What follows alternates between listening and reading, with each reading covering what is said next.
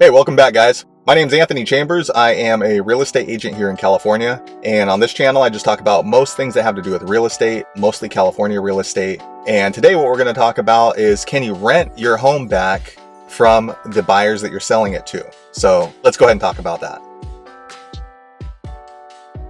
So can you rent your house back from the buyers who are purchasing your home? This is actually kind of a complicated question, and there's a couple of different times this might come up. So let's go ahead and talk about that.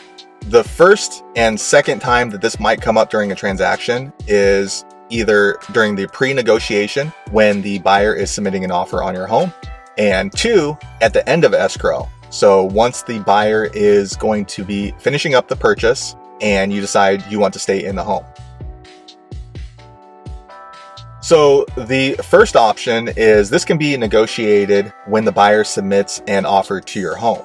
So if you've listed your home for sale, usually the agent is going to put this request into the MLS and the description of your home. And that way it alerts potential buyers that this is the situation, that they can buy your home. However, they must then rent the home back to you or lease the home back to you for a specific amount of time after the close of escrow.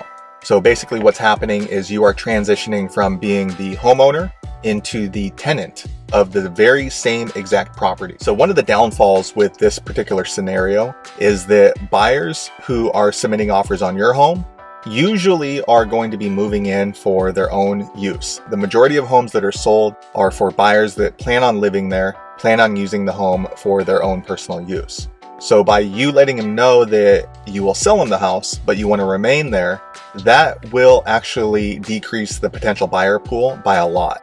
And in turn, that's going to decrease the price that you can command for your particular house, generally speaking, unless you happen to be in a very highly requested neighborhood or zip code or part of the country.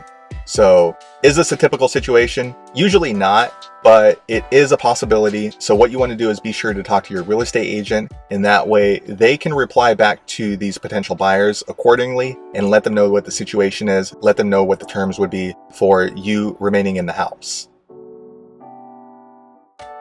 And the second scenario where this comes up is usually towards the end of escrow. So if this happens to be you, congratulations, you are pretty close to finishing escrow, and that's a great feeling. However, sometimes sellers get cold feet, or maybe they're just not ready to move yet. Maybe they have a lot of packing to do. So what they'll do is they will ask me, the listing agent, to contact the buyer, let them know that you still want to continue on with the sale, but you still need some more time. Maybe it's just going to be an extra week. Maybe it's going to be a month. Maybe it's going to be 2 months. But you do have to contact the buyer, let them know the situation, ask them if it's going to work out for them, because potentially they've already made their moving plans, especially if you're close to the end of escrow, and it may not be possible for them to let you stay in the property. So talk to your agent, have them get in touch with the buyer immediately, and then that way it can be negotiated what the price is going to be and how long you can stay in the house, if at all.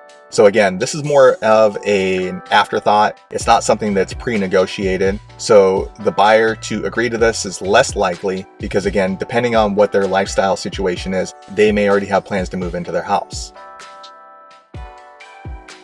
Another thing you want to consider is the amount of rent that you would be paying to the new owners, the buyer. Because again, possibly they're just owning it for a second home or a vacation home, so it's not going to make a big impact on their situation.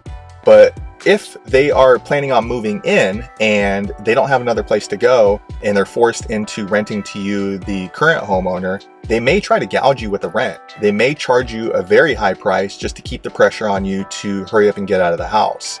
So again, be sure to talk to your agent about that, and then that way they can negotiate an appropriate per diem or an appropriate lease term or rent for you.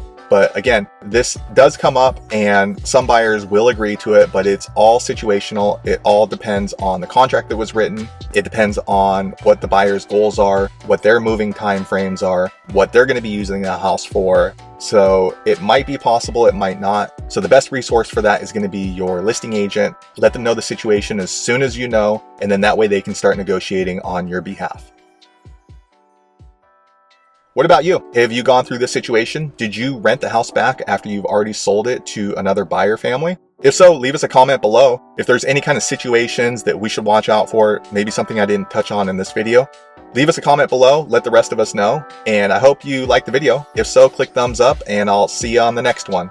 Thanks again for watching.